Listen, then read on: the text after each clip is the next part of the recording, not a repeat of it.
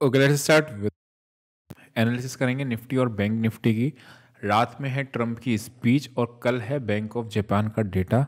तो दोनों ही चीज़ें अपने को देखनी है और इम्पोर्टेंट लेवल्स अगर बीच होते हैं तो उसको भी नोट डाउन करके रखना है, क्योंकि मार्केट में ट्रेंडिंग उस केस में हो सकती है।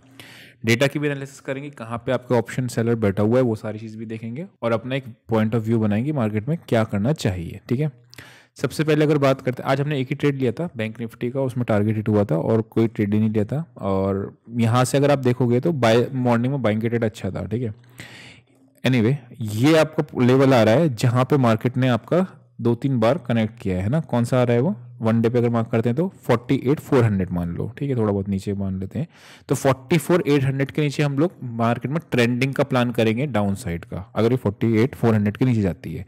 तीन केसेस होंगे, अगर मार्केट खुलता ही सीधा गैप डाउन है, ठीक है, मान लो गैप डाउन खुल गया, तो उस केस में क्या करने वाले हैं, सीधा खुलेगा आपके पुट राइटर्स के जोन के नीचे, ओपनिंग रेंज ब्रेकआउट की स्ट्रेटेजी को यूज़ कर लेंगे। जिसको भी डेमो लेना है इसमें बना बनाया आपको पूरा बन जाएगा, वो आप व्हाट्सएप पे मैसेज कर देना, मिल जाएगा आपको। ठीक है, बीएमसी का भी मिल जाएगा आपको, ओआरबी का भी मिल जाएगा।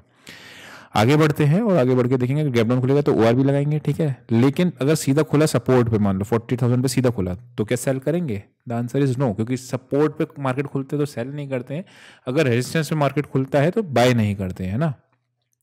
चलो, ये हो गया अपना गैप डाउन का केस। व्हाट इफ मार्केट खुल जाए थोड़ा सा गैप अप, अगर गैप अप खुलता है तो ऊपर का लेवल को भी मार्क करके रखेंगे, अगर जिसके ऊपर मार्केट ट्रेंडिंग हो सकता है नहीं हो सकता है वो देखने वाले हैं, है ना।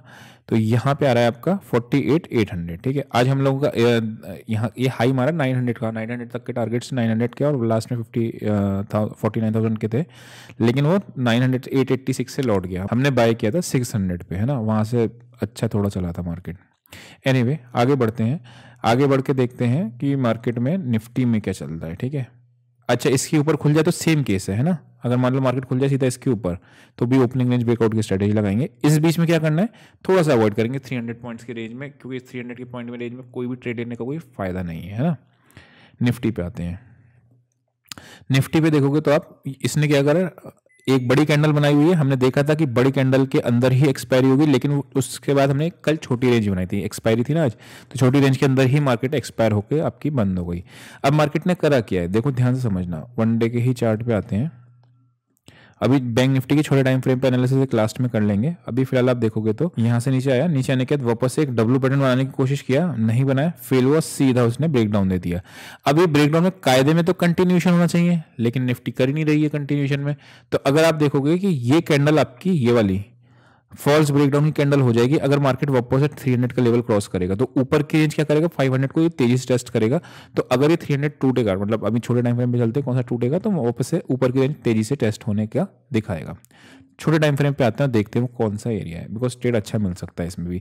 जिसको भी प्रीमियम चैनल में जोड़ना है ना, तो आप अपना ये इस पर मैसेज कर देना व्हाट्सएप पे, ठीक है, या फिर आप डिस्क्रिप्शन में लिंक है, वहाँ से आप सीधा ज्वाइन कर सकते हो। ठीक, ये देखो यहाँ से मार्केट लौटा है ना इस एरिया से, तो आप ब्रेकआउट दिया, ब्रेकआउट देने के बाद यहाँ से लौटा, तो ये आपकी सपोर्ट है। तो अगर 275 300 का एरिया काट के निकलता है तो टारगेट्स थोड़े से बड़े प्लान करेंगे, उस केस में 500 तक के भी टारगेट्स को अपन प्लान कर सकते हैं। फिर व्हाट इफ 23,200 टूट जाए, ये लेवल टूटेगा, तो भी यहाँ पे आप देखोगे तो इस जगह पे सपोर्ट है, 23,000 से पहले है नहीं, तो 23,000 के लिए लेवल उसमें खुलने के चालू हो जाएगा अगर 23,200 का लेवल टूटता है निफ्टी में। बैंक निफ्टी में वो दोनों लेवल को मार्क कर ही लेता है। छोटे टाइम फ्रेम पे अगर आपको देखना है कंसोलिडेशन कहाँ पे, तो वो देख लेते हैं, फिर ऑप्शन चिन्ह पे चलेंगे। ये एरिया है ना नो ट्रेडिंग का, ठीक है, तो नो ट्रेडिंग के एरिया में नो ट्रेडिंग ही रहने देते हैं, छोटे टाइम फ्रेम में भी कंसोलिडेशन ही है इस जगह पे। ठीक है, चलो एनीवे आते हैं वापस से और अपना ऑप्शन चेन पे चलेंगे वहाँ पे और देखेंगे कि डेटा पॉइंट्स क्या बने हैं। ठीक है, निफ्टी एक्सपायर हो गया है तो एक्सपायरी चेंज करेंगे और वीडियो को लाइक करेंगे। यहाँ पे आप देखोगे तो 23,000 पे सबसे ज़्यादा पुट्स आ गई 14 लाख, ठीक है, 13 लाख आ गई हैं आपकी 23,200 पे, और कॉल्स भी हैं, लेकिन कॉल्स का अमाउंट थोड़ा सा कम है as compare to put writing, है ना।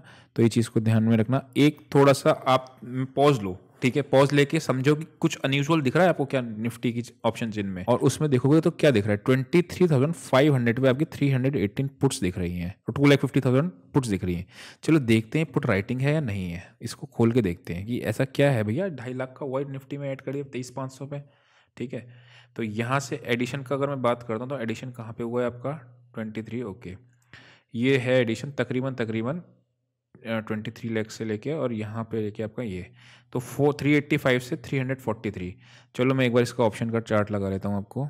निफ्टी, अगर इस तरह की एनालिसिस पसंद है तो आप बता देना, मैं कल से करना स्टार्ट कर दूंगा। 23,500 की पुट, ठीक है, मतलब मैं तो पर्सनली करता ही हूँ, लेकिन आपकी इसकी वीडियो में भी करना शुरू कर दूंगा फिर उस केस में। 23,500 की पुट देखनी है हमें, है ना। 23,500 ये रही पुट, ये पुट पे हुआ, एडिशन हुआ है, और यहाँ पे हुआ है एडिशन समवेयर अराउंड 350 इस जगह पे, है ना।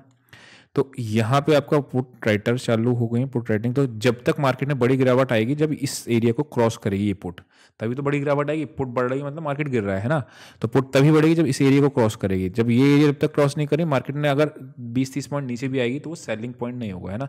यही सब चीज़ आरबी सेटअप में आपको मेंशन होती है, शीट बनी बनाई मिलती है, वो उसमें मेंशन होती है, लेकिन आपको एनालिसिस करनी हो तो आप यहाँ से कर सकते हो, राइट। चलो आगे बढ़ते हैं, और आगे बढ़ के वापस से ऑप्शन चेन पे आते हैं। निफ्टी का ऑप्शंस देखा, देन हम आते हैं बैंक निफ्टी के ऑप्शंस पे। बैंक निफ्टी के ऑप्शन में मुझे क्या दिख रहा है, सेम 48,900 की पुट राइटिंग दिख रही है, और यहाँ पे अगर आप देखोगे तो 3 लाख 3,000, 1 लाख 1 लाख, ठीक है। तो कॉल्स में, तो मतलब दोनों है बैंक निफ्टी में, दोनों साइड का डेटा है, मतलब थोड़ा सा कॉल्स, अब थोड़ा सा कन्फ्यूजन क्रिएट कर दिया। ये सब चीज़ें मैं जानबूझ के बता रहा हूँ, हालांकि समझ में आ रहा है, लेकिन आप कन्फ्यूजन क्रिएट समझना कैसे हुआ है। बैंक निफ्टी में डेटा बना दिए बेरिश, दिख रहा है, कॉल रेटिंग ज़्यादा है पुट राइटिंग के अलावा, और निफ्टी में डेटा बना दिए बुलिश, है ना, पुट राइटिंग ज़्यादा है कॉल राइटिंग के मुकाबले। और यहाँ पे नहीं, एक्सपायरी चेंज करेंगे, पुट राइटिंग आपको दिख रही ज़्यादा है as compare to call writing. अब ये क्या करना चाह रहे हैं, क्या निफ्टी का है, तो अब इससे हमें एक चीज़ समझ में आ रही है, तो रिलायंस तेज हो सकता है या निफ्टी आईटी भी तेज हो सकती है ना, तो वो, या फिर ऑटो सेक्टर भी तेज हो सकता है, वो देखने वाली बात है कि कौन सा तेज होने वाला है, लेकिन डेटा आपका ये बता रहा है। आई होप आपको थोड़ा बहुत डेटा भी पढ़ना आया होगा। अभी के लिए इतना ही, see you in next session, till then bye bye.